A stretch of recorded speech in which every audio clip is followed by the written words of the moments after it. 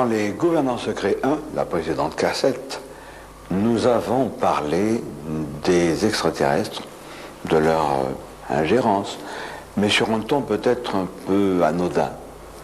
Il ne faut pas oublier qu'il y a de multiples espèces extraterrestres qui nous visitent. Toutes ne sont pas aussi anodines, et nous allons apporter quelques précisions à cet égard.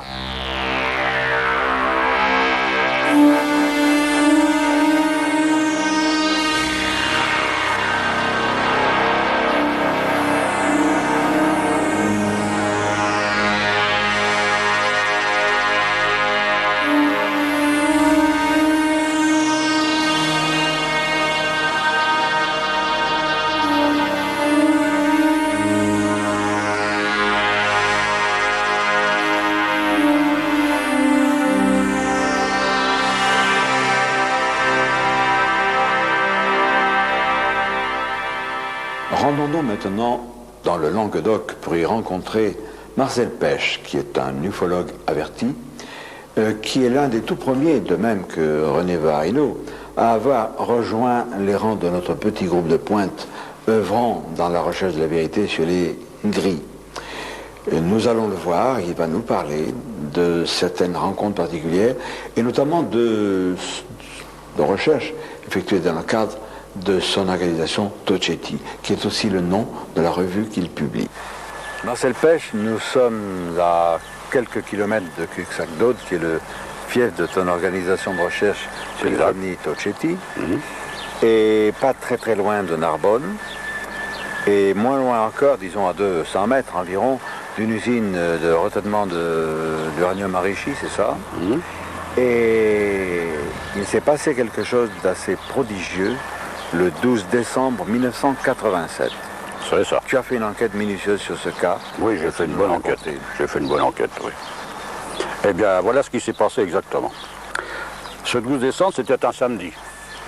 Et ce samedi matin, un habitant de Narbonne, M. Gérard Lamy, a décidé de venir ici, comme il en avait l'habitude, pour prendre du bois mort pour sa cheminée. Le ciel était bas, il brûlait même un peu, quand il est parti. Et quand il est arrivé ici, il a pris ce petit chemin, difficilement carrossable, et il s'est arrêté là, à 10 mètres. C'était le matin, le soir? Le matin, à 10h30. Il a fait le tour de sa voiture, il a ouvert son coffre pour être tout prêt à mettre son bois, et il s'est avancé de quelques mètres, et il est tombé sur ce qu'il a vu au premier abord, une poignée de motards avec des instruments bizarres derrière, sans roue. Hein. Il disait, oui, il dit que c'était plutôt des scooters de neige parce qu'il n'y avait pas de roue. Et là, il s'est approché, il a demandé tout de suite qui êtes-vous?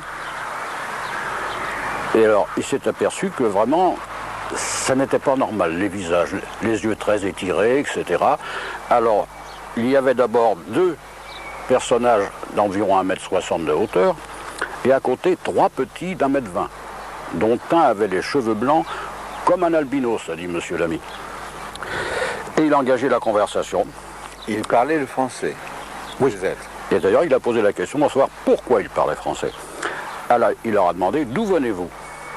Et alors, c'est une femme, d'après lui, qui lui a répondu d'une voix nasillarde, et avec un mauvais accent, planète Earth. Oui. Bon. C'est-à-dire qu'elle désignait en réalité la Terre. Voilà. C'était un mélange d'anglais et de français. C'est ça. Parce que Planet Earth, évidemment, ça veut dire la Terre. Voilà. Et un troisième personnage est sorti de ce buisson, est venu se joindre aux deux grands d'1,60 m. Et il paraissait mécontent de voir une conversation engagée. Et alors, quand M. Lamy a demandé à cette femme comment se fait-il que vous parliez français, elle a dit, mais nous enlevons des fois des Français et il y en a qui veulent demeurer avec nous. Et puis elle lui a dit, bon, nous allons partir. Alors voilà ce qui s'est passé exactement. La femme est montée à califourchon sur un engin. Les deux autres d'1,60 m, l'un derrière l'autre sur un deuxième. Le petit albinos à califourchon sur le troisième et les deux autres petits, l'un derrière l'autre sur le quatrième. Et Gérard Lamy a vu sans bruit se soulever les engins de 30 cm, virer sur eux, partir, et alors un bruit assourdissant lui a fait se boucher les oreilles et fermer les yeux, et quand il s'est revenu à lui, il n'y a plus personne. Voilà. Alors je l'ai rencontré, j'ai été le voir, on a discuté pendant 1 heure. Je l'ai questionné, c'est un homme très sympathique et sûr de lui, et il avait bien vu ce qu'il a dit. Alors ce qui m'intriguait, c'était ces scooters. Il me l'avait dessiné, j'avais jamais connu ça en ufologie. Alors coup de téléphone sur coup de téléphone, et c'est M. Voirino, président de CO France à Marseille, qui m'a dit que 3 semaines avant ce 12 décembre, un monsieur à Penmirabeau avait vu dans le ciel 2 appareils qu'il avait dessinés pour M. Voirino, et c'était exactement les mêmes. Donc il y avait un recoupement. Concernant ces survols des sites nucléaires par des vaisseaux venus d'ailleurs, nous allons rencontrer notre ami Alain Martin, qui est un vieil ufologue lui aussi, tout à fait compétent, et qui a enquêté sur une centrale nucléaire la plus proche de Paris.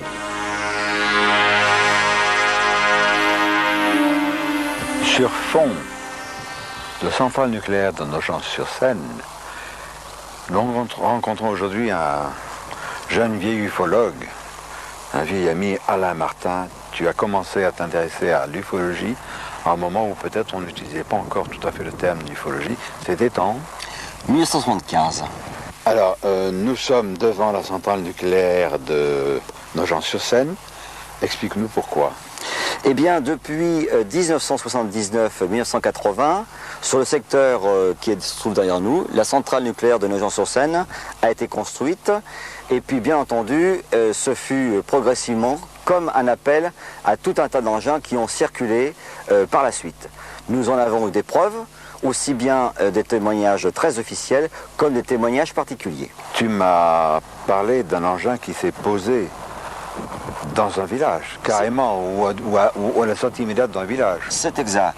En 1980, un cultivateur qui venait défricher sur le secteur de la centrale, bien avant qu'elle soit construite, pendant l'hiver, c'était en fin octobre, début novembre 80, ce monsieur sortait du village de Voulton. Il faisait nuit, bien sûr, puisqu'il était aux environs de 6 h du matin. Tout à coup, son faisceau, les phares de la voiture, ont carrément éclairé le module qui se trouvait complètement atterri à la sortie du village. Bien entendu, son réflexe a été d'appuyer sur l'accélérateur parce qu'il a eu une peur absolument invraisemblable. Et quand il arrivait à la centrale, il était blanc de peur. Il s'est dit, mais si j'avais su, j'aurais dû me cacher pour voir le décollage de l'engin. Alors je lui ai dit, quelques temps après, j'ai dit, monsieur, mais vous avez certainement arrosé votre café le matin, et vous avez confondu. Et il m'a répondu, vous savez, je suis un cultivateur, je connais tous les engins tracteurs, moissonneuses qu'il peut y avoir dans les champs, et quant à moi, je n'avais jamais vu ça. On croyait évidemment un acte au hasard, et il y a eu des choses tout à fait exceptionnelles, c'est que d'autres personnes ont été témoins d'engins plein ciel tout autour de la centrale, que ce soit sur le secteur de Brest-sur-Seine, de Nogent, de Villiers-Saint-Georges, de Provins, où nous avons toutes les preuves écrites. Il y a des témoignages aussi par la gendarmerie nationale, et on s'aperçoit qu'effectivement, les centrales atomiques, comme d'autres secteurs, comme les aéroports ou autres, sont exactement surveillés.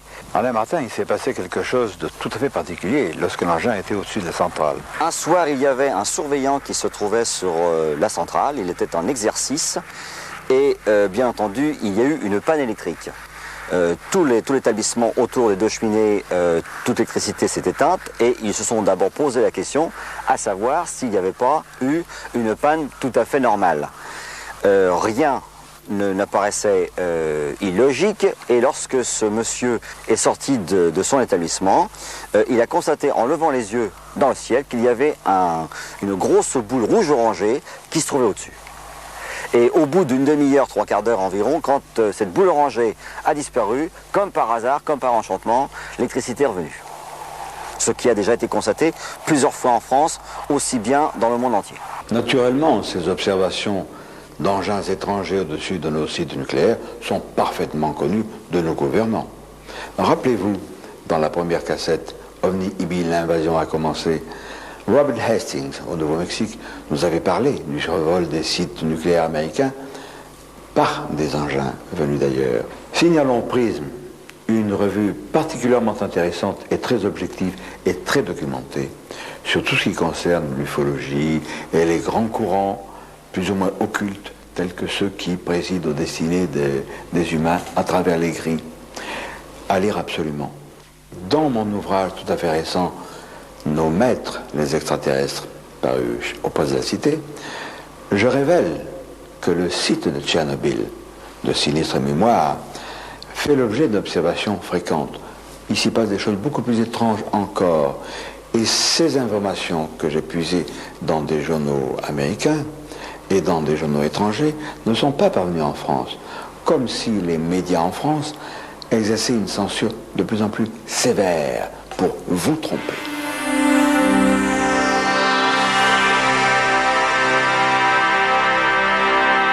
À propos de la conjuration du silence des autorités sur toutes ces manifestations ovni, nous allons interroger Eddie Brown de Costoun, qui est un de mes amis, qui va nous faire des révélations, et son propre témoignage concerne des consignes de silence.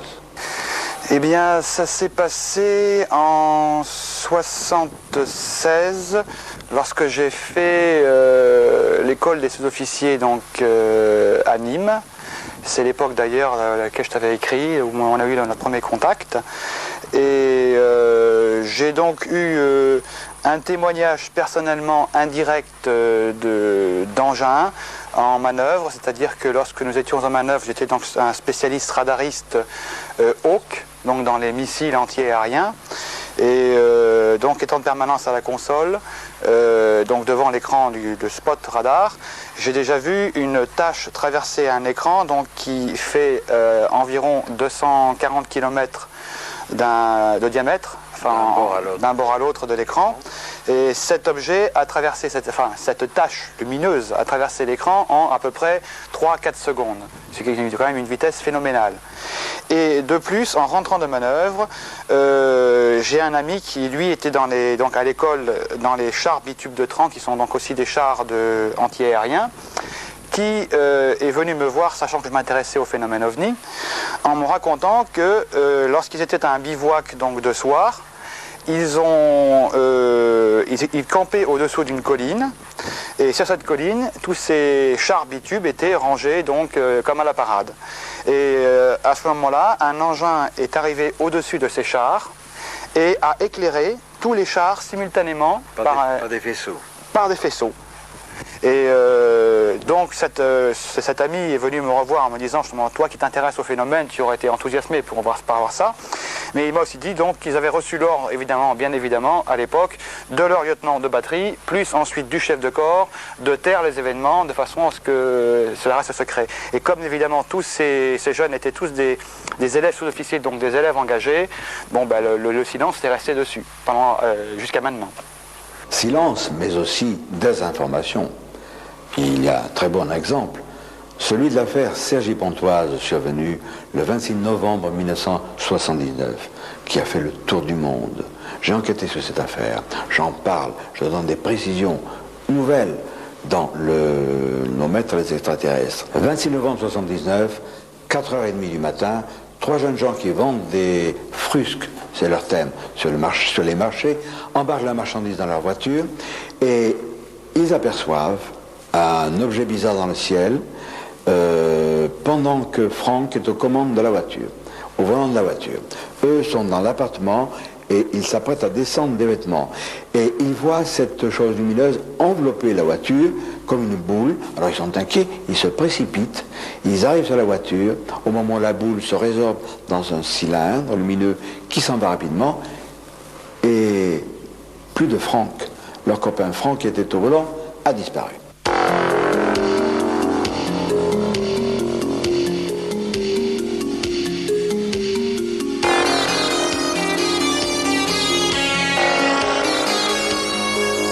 Marceau Sicot, nous nous connaissons de longue date et nous sommes ici, chez toi, tu nous accueilles amicalement, à Cergy Pontoise, à quelques 2-3 kilomètres de l'endroit où, le 26 novembre 1979, 3 garçons habitant à la Justice Mauve, qui est un quartier près de ce qui était un champ de choux, qui n'existe plus, et près de la centrale électrique. C'était à quelle heure le matin? 2h30 du matin, 4h du matin? 4h, 4h30 4h, 4h30 du matin. Oui. Franck était au volant de la voiture, dont le démarreur cafouillait. Il ne fallait pas qu'il cale, sans ça c'était les difficultés sans nom. Et il restait au volant pendant que les copains chargeaient la voiture. Et de la fenêtre du 3e étage de la Justice Mauve, qui est le nom du secteur où ils habitaient, Salomon et Jean-Pierre voient la voiture auréolée d'une boule de lumière. C'est ainsi que tout a commencé. Oui, quand même, à ce détail près que Franck était également dans l'appartement et regardant au dehors, il a vu une sorte de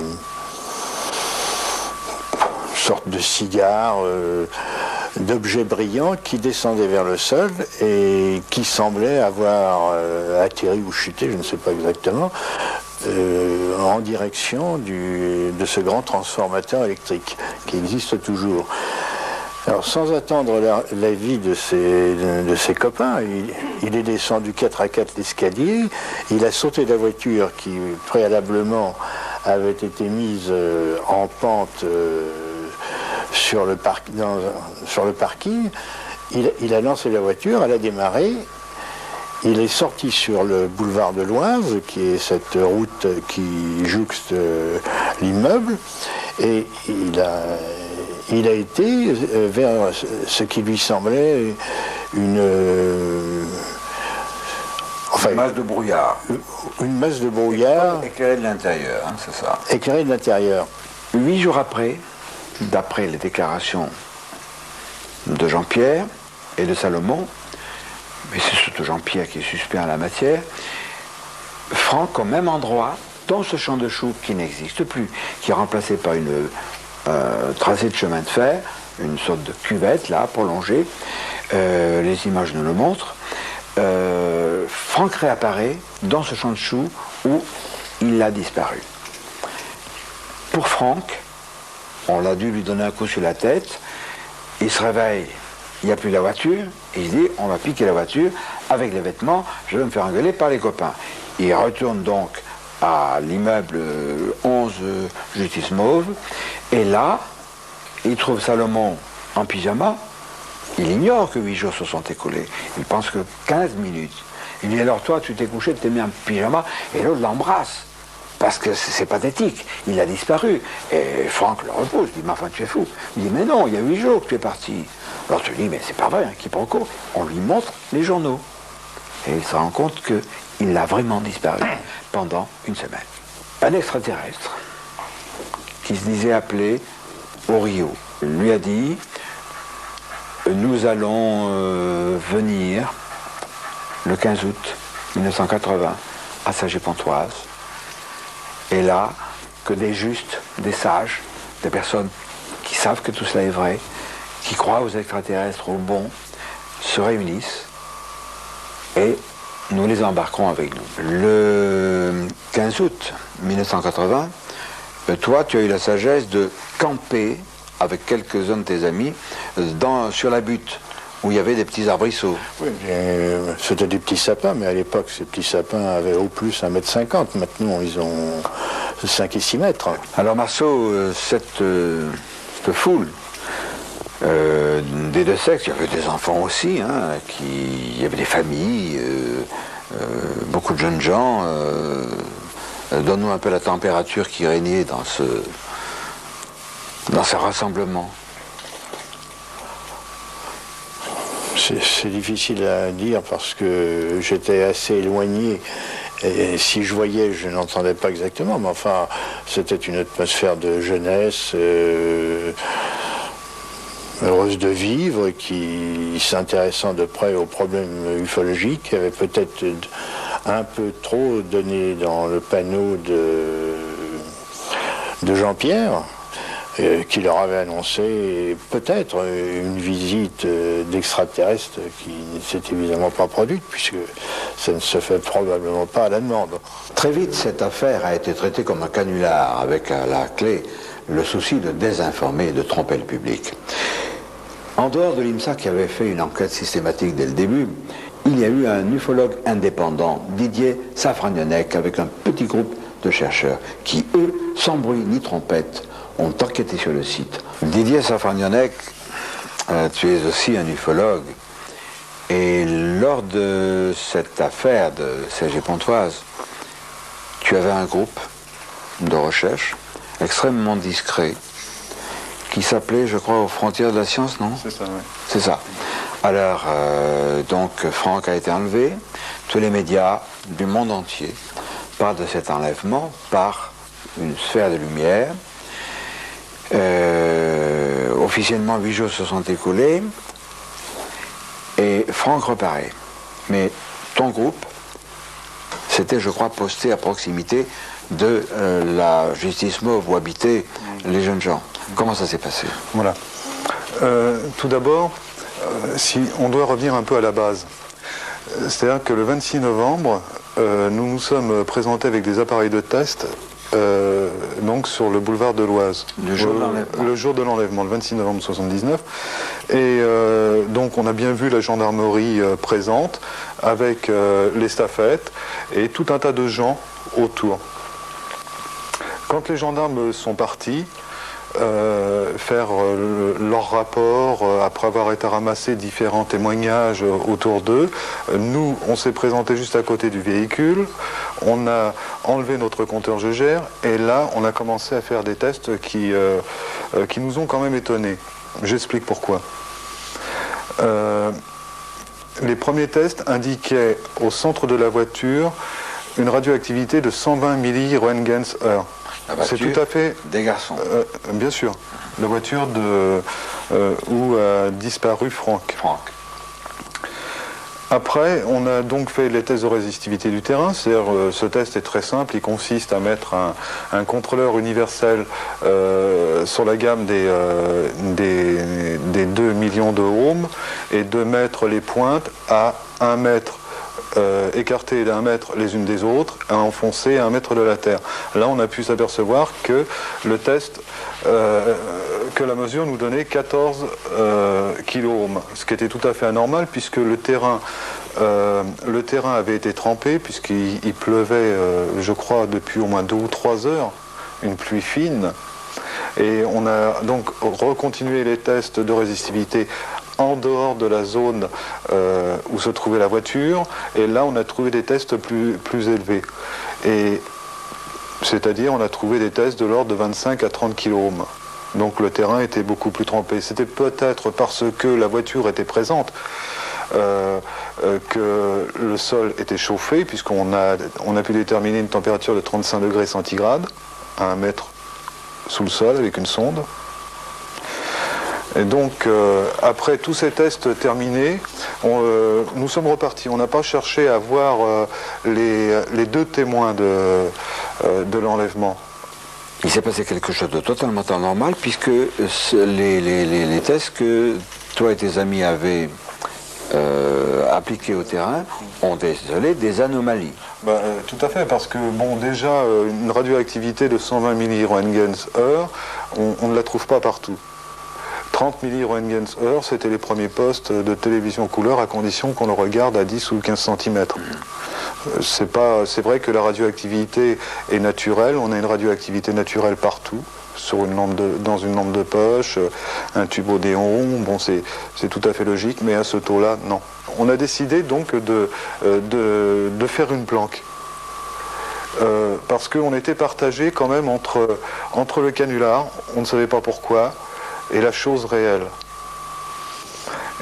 Et le samedi 1er décembre à 4h30, 2 de nos enquêteurs du matin, bien sûr, 2 de nos enquêteurs qui étaient en planque à peu près à 200 mètres du bâtiment de Jean-Pierre et de Salomon, un principalement, puisque l'autre était endormi, a vu un halo lumineux, une espèce de nuage lumineux, et apparaître dans ce nuage au bout de 3-4 minutes une forme, une ombre d'un homme, ayant la taille à peu près celle de Franck. Le halo a disparu, et cette ombre s'est mise à s'agiter un peu partout autour d'elle, s'est mise à courir, à traverser la butte et le parking. Et donc l'enquêteur qui a vu ça a réveillé l'autre. Ils ont vu quand même ces choses à deux. Et après, ayant porté les yeux sur le 3e étage du bâtiment, ils ont vu qu'il y avait de la lumière et que des gens s'agitaient. Suite à ça, moi j'ai été réveillé à peu près vers 5h, 5h30 du matin, je me souviens plus tellement, où on m'a appris cette nouvelle. J'ai demandé qu'on fasse des tests sur le terrain. Ils ne les avaient pas fait parce qu'ils avaient quitté précipitamment Cergy-Pontoise pour m'apprendre la nouvelle, chercher une cabine téléphonique qu'ils avaient du mal à trouver. Donc ils ont attendu qu'un café s'ouvre à côté de la gare pour me téléphoner la nouvelle. Bon, il était trop tard pour faire les tests, bien qu'ils soient retournés après, parce que c'est vrai, ils sont retournés après pour essayer de faire des tests. Les tests étaient négatifs.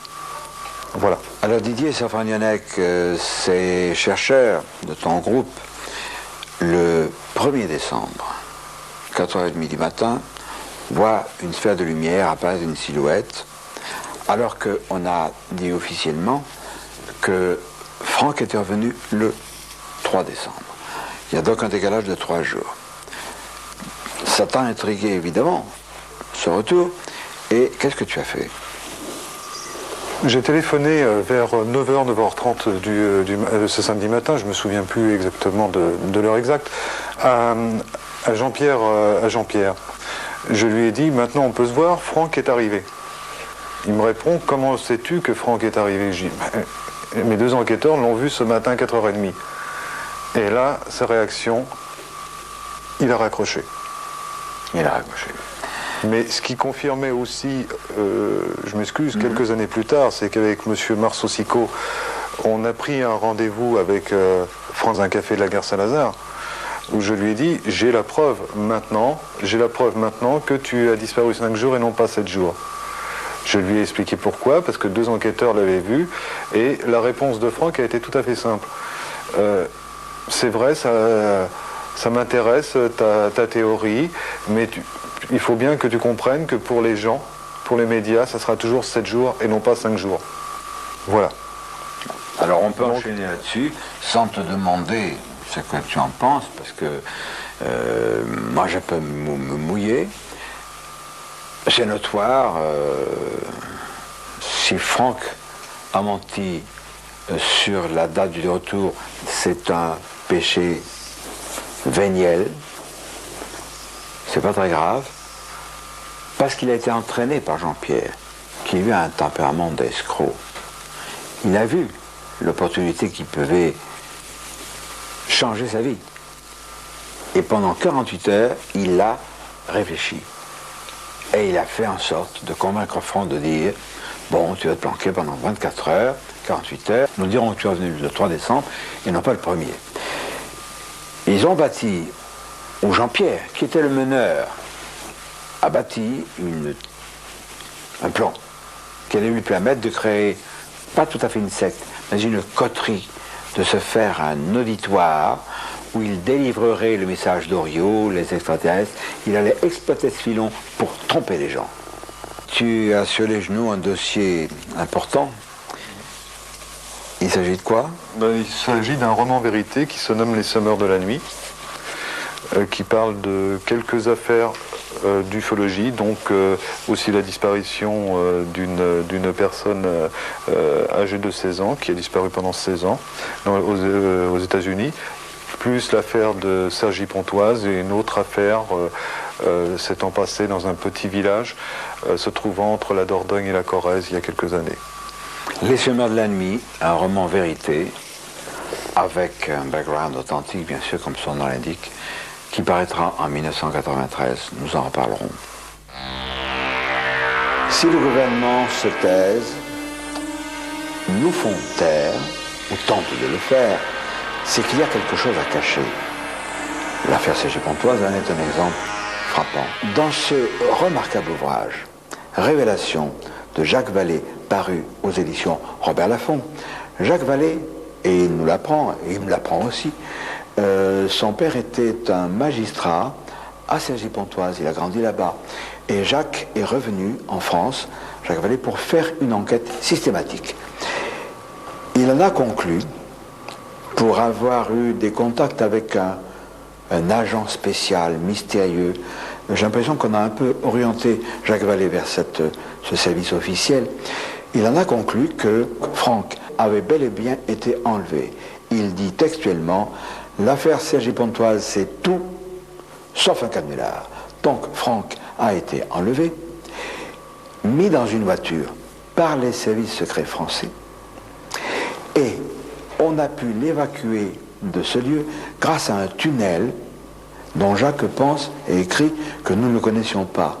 Nous connaissions ce tunnel, puisque, sans entrer dans des détails scatologiques, les quelques 2000 et quelques personnes qui se sont réunies là le 15 août 1980, toutes plus ou moins y ont fait leurs besoins la nuit.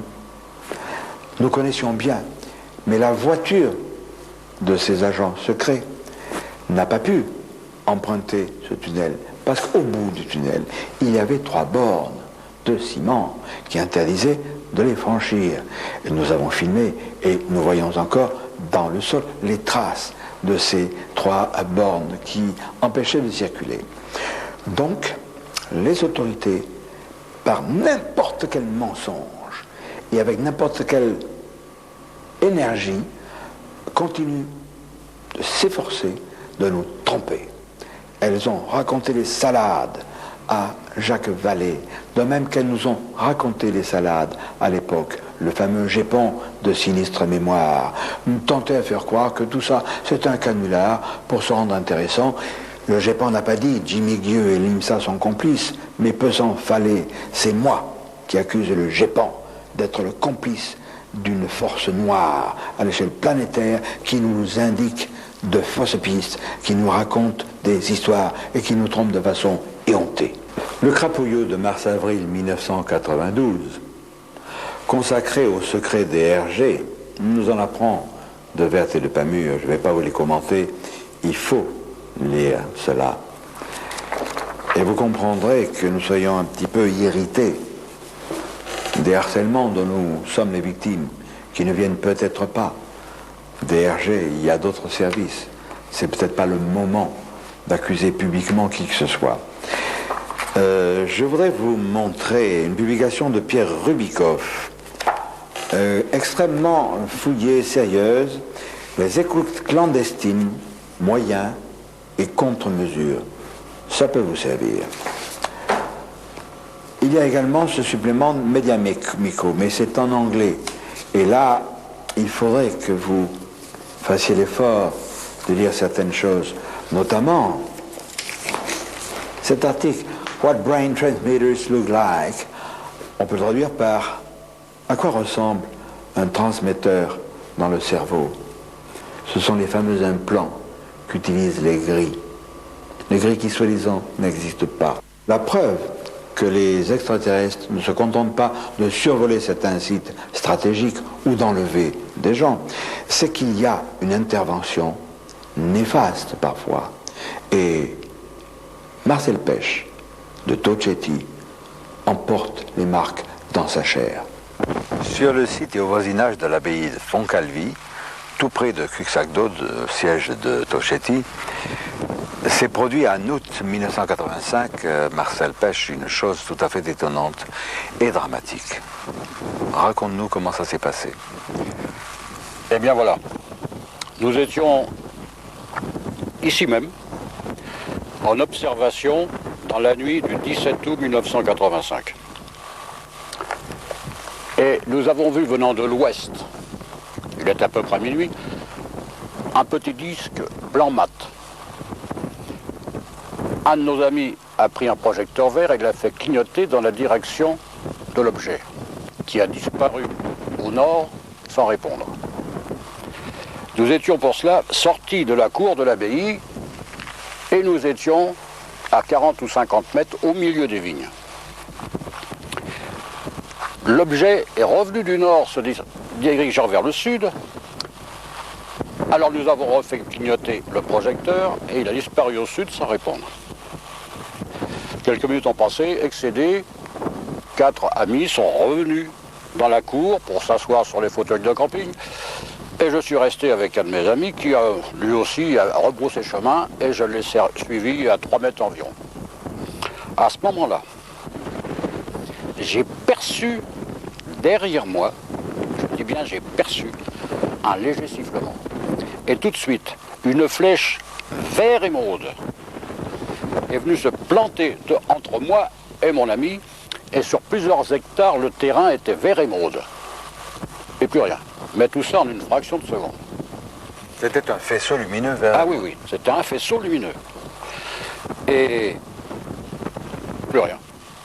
Alors, une des dames qui était là piquait une crise de nerfs, c'était terrible. Et puis, après, on a levé le siège parce que crise de larmes de ces dames, etc. Évidemment, c'était quelque chose de sensationnel quand même. Ne serait-ce que tous les hectares verts. Hein. Et nous sommes rentrés. 4 ou 5 jours plus tard, j'ai senti dans mes doigts une légère faiblesse. Et 1 mois ou 1 mois et demi après, alors là, j'avais atrophie complète des muscles des doigts. J'ai vu divers docteurs. L'un m'a dit « Attention, monsieur Pêche, ce que vous faites, c'est très dangereux. » Et le second m'a dit « C'est le rayon vert, c'est ça, et vous en avez pour la vie. » Je suis passé au CHU de Montpellier, scanner, etc., examen, et on n'a rien trouvé. Ensuite, j'ai vu ma main se déformer, mais ça ne s'accentue pas. Hein. Alors, ce qui est désagréable, c'est que je suis droitier à 100%. Et que j'ai plus que ma main gauche. Sauf l'été, où je peux écrire d'une façon lisible. Parce qu'il faut 24 degrés à ma main pour qu'elle puisse écrire. Alors l'hiver, c'est terminé. Je ne peux pas écrire. Hein. Heureusement que... Ce qui est curieux, Marcel, excuse-moi de t'interrompre, c'est que il s'est produit sur ton bras gauche autre chose plus tard. Oui. Comment ça s'est déroulé? 6 mois après cette aventure du rayon vert, un matin à 8 h, mon bras gauche est tombé subitement. Alors là, j'ai eu 2 secondes de panique. Hein. J'ai dit plus de main droite, plus de bras gauche. Enfin, j'ai appelé le docteur. Il est venu, il m'a fait une piqûre et mon bras gauche a refonctionné 3 ou 4 minutes après et il fonctionne toujours depuis. Et j'ai fait une enquête à la suite de cela et j'ai appris, en Amérique du Sud, le professeur Felice Macado avait cherché pendant 2-3 ans sur ce fameux rayon vert. Et il concluait en disant, si on est touché en plein corps, on meurt dans les 2 mois de leucémie. Maintenant, s'il n'effleure que les membres, il brûle les tissus. Mais dans tous les cas, dans les 6 mois, on a une crise d'hémiplégie. Or, cette crise d'hémiplégie que j'ai eu au bras gauche, s'est passée 6 mois plus tard, moins 1 jour. Les extraterrestres ne sont pas tous des anges. Mais cette action sur Marcel Pêche, une action isolée, mais attention, il existe des sortes de réseaux visant à nuire, non pas à un individu, mais à des groupes d'individus. Un exemple, avec un garçon auquel il est arrivé une histoire extrêmement inquiétante. Et je ne veux pas déflorer le sujet. Ce qu'il dit est tellement alarmant et tellement dangereux pour lui que nous avons dû, comme ce savant que nous avions interrogé dans la première cassette Omnibi, l'invasion a commencé, nous avons été obligés de cacher son visage et de faire subir à sa voix une triple distorsion électronique. Voici donc ce cas étrange que nous conclurons avec certaines réserves. Disons que j'avais aussi un don de médium naturel, donc j'ai été sélectionné dans une société d'informatique à 16 ans et demi pour soi-disant donc mes capacités intellectuelles, mais il s'est avéré après que mes dons de médium étaient aussi importants, si ce n'est plus. Et quel genre de travail vous a-t-on confié dans cette firme d'électronique, d'informatique? D'informatique, et bon, dessiner des cartes informatiques, bon à l'époque très simplistes au départ. C'était dans les années 70? 76. Ça a commencé fin 75 et bon, tout a démarré vraiment début 76. Et puis, bon, on était 8 jeunes exactement identiques à travailler sur un projet, chapeautés par 2 autres personnes qui avaient entre 25 et 30 ans. L'une d'elles était un biologiste. Donc à l'époque, l'électronique et la biologie, c'était pas trop rapproché. On a commencé à nous demander de passer des visites médicales assez régulières. Bon, jusqu'à là, rien d'anormal. Mais ensuite, bon, ces visites, ça a été des prélèvements sanguins, puis des prélèvements de moelle épinière, ce qui m'a paru vraiment bizarre, parce que bon, on prélevait de la moelle épinière pour... Et puis, bon, après, on nous a demandé des prélèvements de spermatozoïdes. Et puis, on nous a demandé de faire un stage aux États-Unis, donc près de New York. On est parti 3 semaines là-bas. Et là, on s'est retrouvés confinés dans une sorte de petite zone industrielle. Et puis, il y a eu une perte de temps pour les 8 personnes.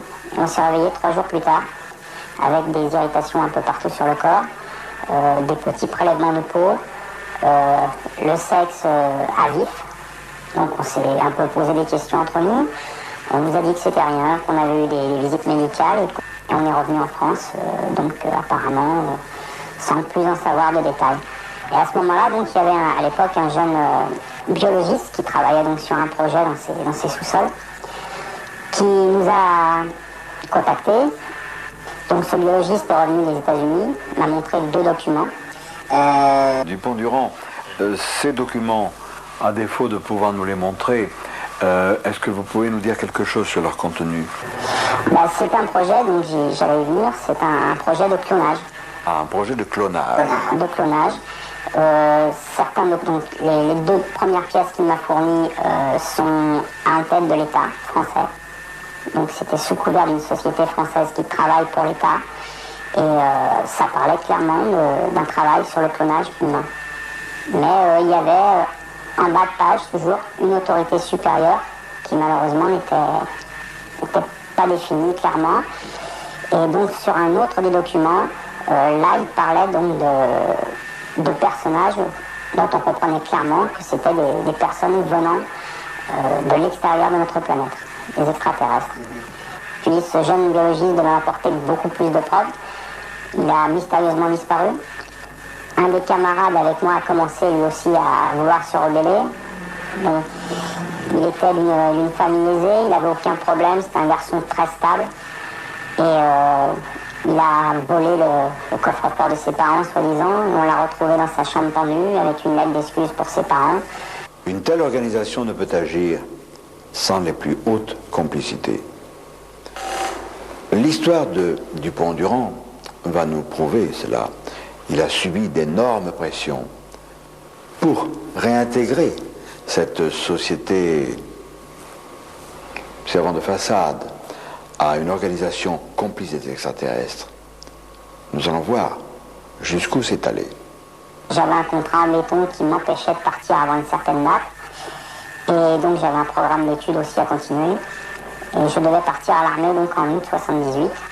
Et brusquement, mon appel a été avancé à avril 78. Et pendant 2 mois, donc là, j'ai été victime de tout un tas de sévices, en tout genre, physique, les corvées habituelles, les chiottes et compagnie. Et puis, donc... Des brutalités aussi? Oui, brutalité physique, oui. Ça allait du coup de pied en pleine nuit, on me réveillait à coups de pied dans les côtes, ou bien on me jetait à base de lit, enfin, la tête trempée dans l'urinoir, des choses comme ça. On a commencé donc à m'expliquer pourquoi j'étais là, et que quand j'allais ressortir, il fallait que je reprenne mon boulot dans cette société, et que plus vite je reprendrais, plus vite je signerais un papier disant que j'allais reprendre mon travail avec eux, plus vite je sortirais d'ici, on ne parlerait même plus de service militaire, ni rien du tout.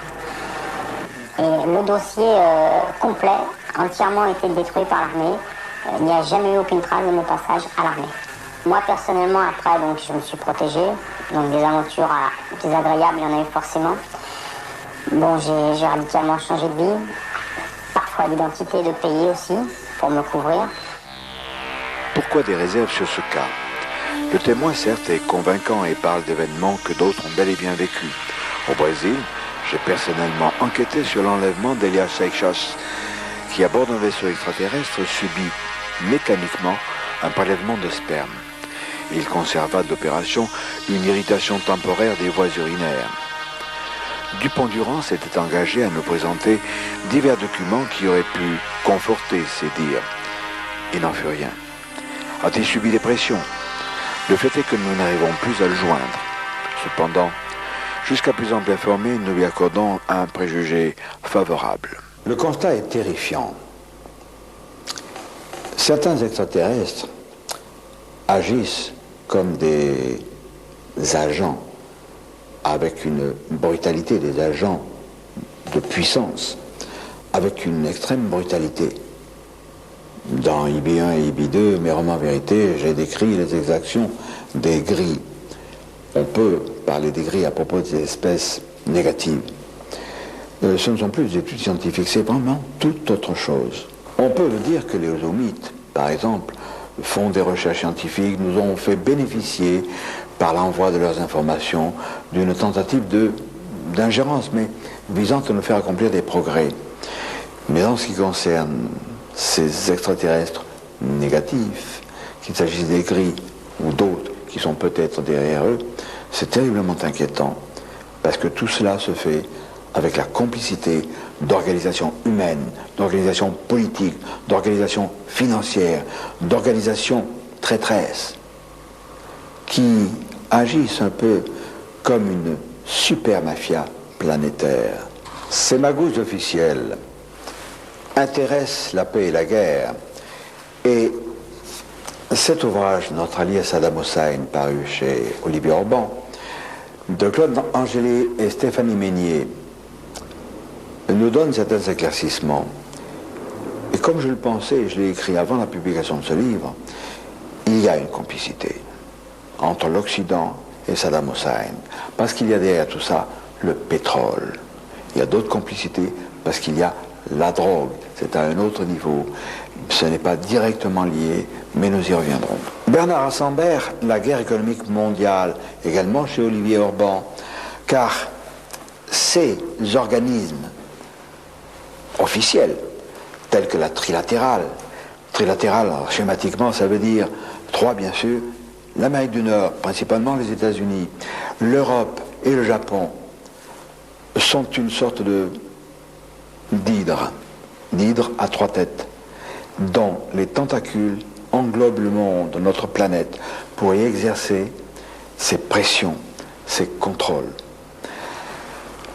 À travers ces actions économiques, il y a parallèlement des actions politiques d'une autre organisation secrète, le CFR, Council on Foreign Relations, Conseil de Relations étrangères, dont le siège est à Manhattan, dans le fief de David Rockefeller, qui en est aussi le président.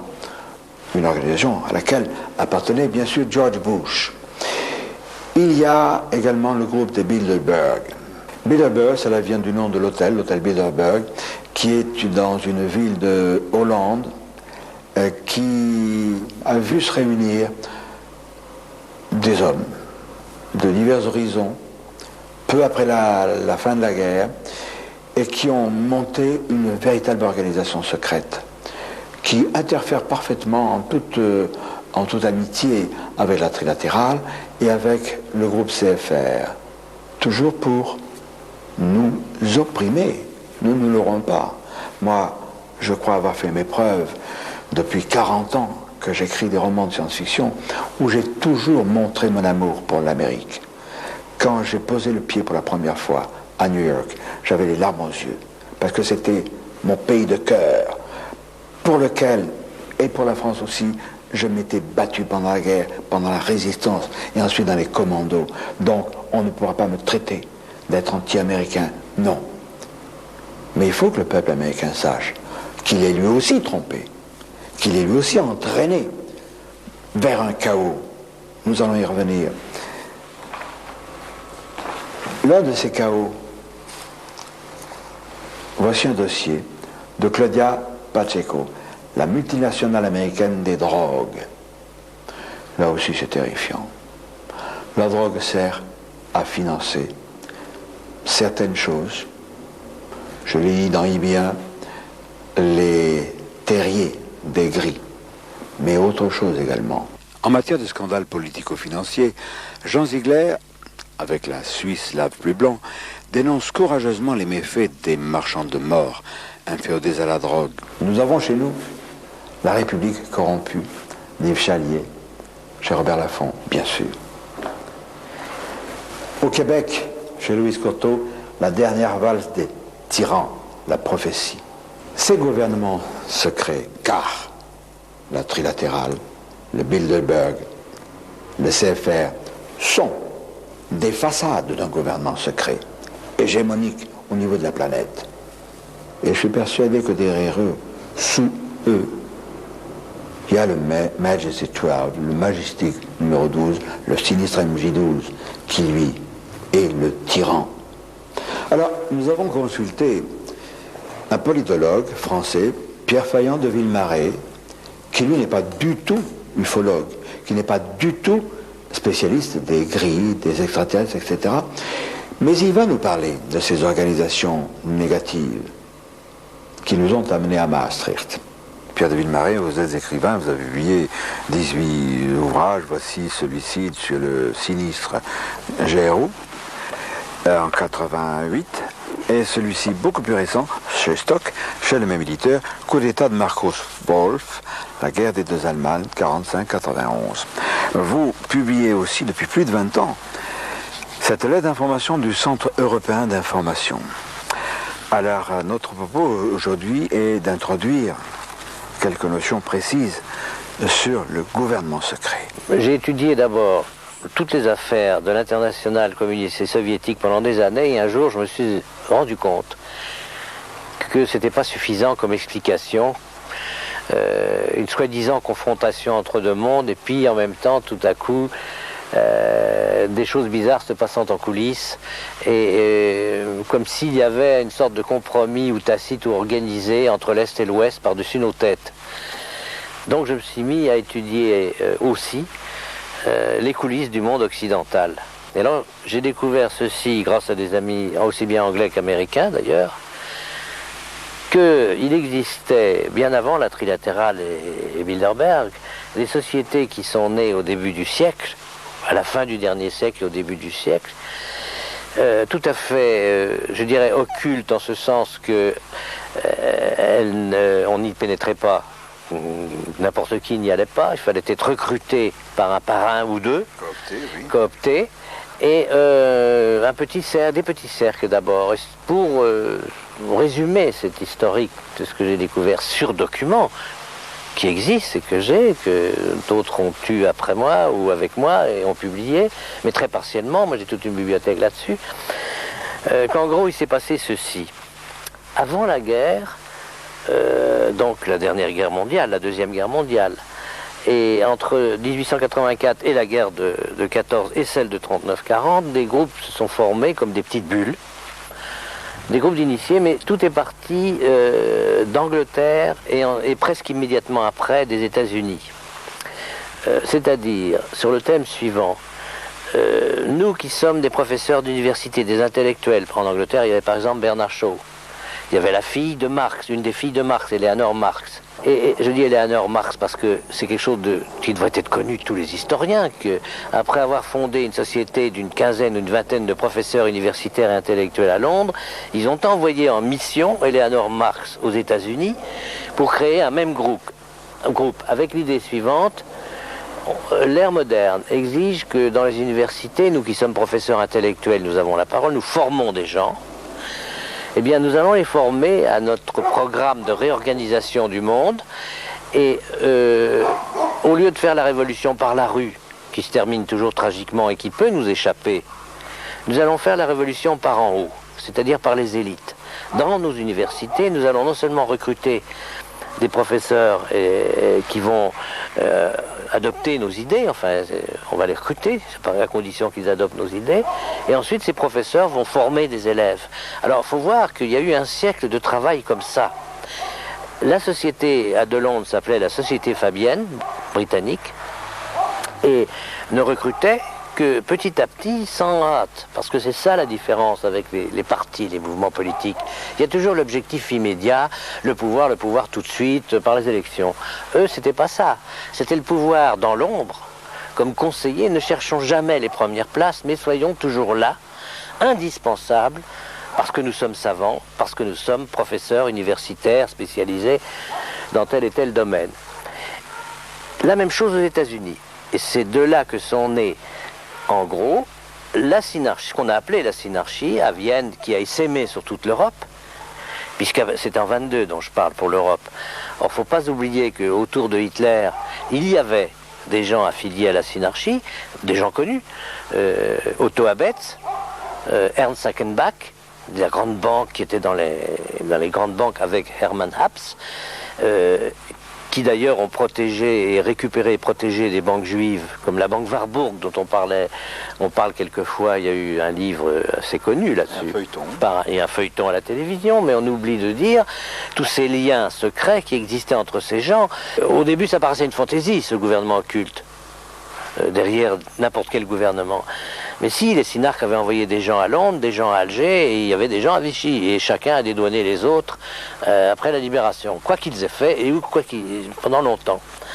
Les Anglais et les Américains surveillaient ça de leur côté, et s'occupaient, eux, de détruire l'ordre établi. Alors, il y avait un empire, parce que c'est là où il faut voir l'évolution de ces sociétés occultes.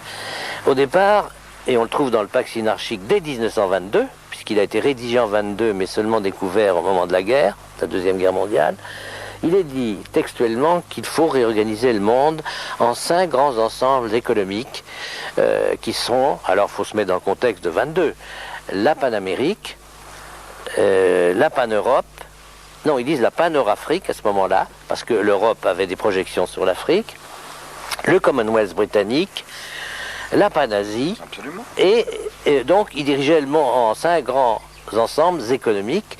Alors arrive la guerre, donc ils ont été obligés de réviser au fur et à mesure des bouleversements de 45, 44, 45, un peu leur ordre.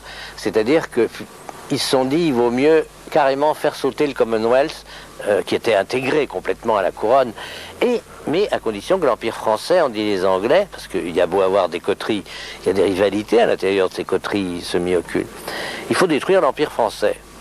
Les Américains étaient d'accord, d'autant plus que les gens de l'OSS devenus CIA, je dis pas tous, il y avait des initiés dans tous ces mouvements. Bien sûr qu'on ne peut pas cataloguer tout un mouvement en bloc, c'est le tort quelquefois de certains de nos amis, c'est de vouloir que tout passe par le trou de serrure, puisqu'un tel est du club, donc c'est un salaud. Non, il faut voir ce qu'il fait, ce qu'il dit, parce qu'il y a des gens qui entrent dans ces clubs par opportunisme politique, par carriérisme, mais il ne faut pas se faire d'illusions. Tous ne sont pas des initiés. Je donne un exemple. Mon beau-père connaissait bien Pinet, le président Pinet, et un jour il lui dit: qu'est-ce que vous allez faire dans cette société qui s'appelle Bilderberg? Bon, on va en parler, je vais expliquer ce que c'est que Bilderberg, mais Pinet lui répond: vous savez, on rencontre des gens intéressants dans ce club. C'était aux années 50, ça, hein, après la fondation de Bilderberg qui date de 1954. Moi je trouve qu'on a des réunions dans un pays puis un autre, ça me fait voir du pays, et pendant que ces gens-là, ils m'embêtent avec leurs discours, parlent de refaire le monde, moi je m'en vais faire du footing. Alors mon beau-père lui avait dit: président Pinet, vous servez de caution à des gens qui, dans votre dos, eux, travaillent. Car déjà, j'ai des textes qui datent de 1932 de ces milieux-là, des textes internes, où on parle du nouvel ordre mondial sans arrêt. Donc c'est pas une découverte que le président Bush l'ait dit après la guerre du Golfe. C'est simplement une confirmation. Parce qu'on ne nous fera pas croire que ces gens-là ont toujours le même langage à travers un siècle, sans qu'il y ait une doctrine à la base. Il y a un fil conducteur. Alors, après la guerre, il y a donc la soi-disant guerre froide qui commence. Je dis soi-disant puisqu'ils ont été mêlés à, comme on peut lire dans mes livres, à certaines affaires secrètes. J'ai quand même vu que c'était une horrible mascarade. On voulait bien empêcher le communisme de nous prendre ici comme les pays d'Europe de l'Est, mais on ne voulait pas le détruire, on voulait s'arranger avec lui, ce qui est très différent. Et il y a des milliers et des milliers de gens qui sont morts d'avoir cru que l'Occident les aiderait à se libérer du totalitarisme communiste. Naît Bilderberg en 1954.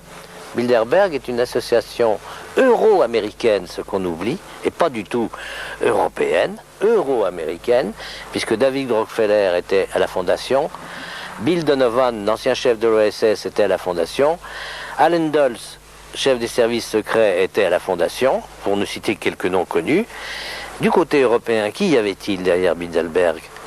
Jean Monnet et tous les gens de l'équipe qui ont dit il faut faire l'Europe, faire l'Europe, faire l'Europe. Bon, mais leur Europe. Et ce qui ne veut pas dire une Europe de la liberté. Alors la trilatérale, j'en parle tout le temps, c'est quoi? Elle est née en 73 d'une réunion qui s'était tenue en 72 à Davos, en Suisse, où j'étais. Mais je n'étais pas invité. J'étais par hasard chez les amis à Davos. J'ai vu, je me suis cogné à Henry Kissinger, à des gens très connus. J'ai fini par demander à mes amis suisses, mais qu'est-ce qui se passe? J'ai vu des soviétiques, j'ai dit, qu'est-ce qui se passe? 73, hein? Attention, il n'y avait pas encore l'écroulement du mur. Et ils me disent, ah, mais il y a une réunion bizarre, la police est sur les dents, il faut surtout pas qu'on sache qui est là, c'est interdit de prendre des notes, de prendre des photos. Bon, j'ai quand même eu par mes amis suisses beaucoup de choses, et même eu la sténographie de leurs débats internes. Ce qui m'a beaucoup éclairé en 72, parce qu'ils annonçaient qu'ils allaient créer l'année d'après un organisme, ils n'avaient pas dit lequel. Et, mais l'homme de cette concertation où il y avait une centaine de gens, donc j'ai parlé de Kissinger, il y avait des Japonais, il y avait une délégation soviétique dont un vice-ministre du gouvernement soviétique. Et n'oublions pas que c'était, soi-disant, toujours la guerre froide. Bon. Or, ils étaient là. Et la conclusion applaudie par les soviétiques dans ce vice-ministre qui s'appelait Bykov, qui existe encore, de M. Perlmutter, un économiste américain très connu, était la suivante. Écoutons bien, hein, 72-73, ça c'était l'hiver 72-73.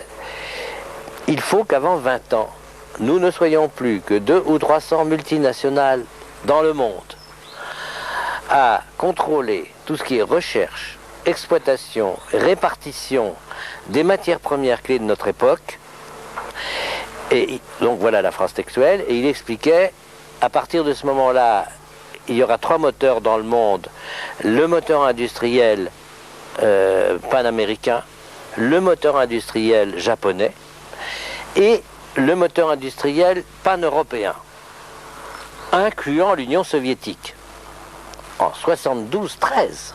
Et l'année d'après, donc, naît la trilatérale, qui était donc 3 moteurs industriels drainant derrière eux, à partir de 3 grands ensembles économiques, tout ce qui n'était pas multinational. Ils disaient même dans leur texte que toutes les petites et moyennes entreprises de nos pays deviendraient des sous-traitants, donc aux ordres. Voilà en gros, si vous voulez, je crois ce qu'il faut que les gens sachent, c'est qu'on est manipulé par des gens qui ont tout en main parce qu'ils ont les leviers économiques et monétaires qui sont beaucoup moins frappants pour le public, qui ne comprend rien aux histoires monétaires, par exemple, que si c'était une affaire purement politique. Non, c'est technocratique, c'est monétaire, c'est financier, c'est la grande coulisse mondiale. Et d'ailleurs, à mon avis, même si ces gens sont très puissants, ils échoueront. On n'est pas impuissant parce que plus on répète, plus on les dénude en public. Le roi est nu, on connaît l'expression.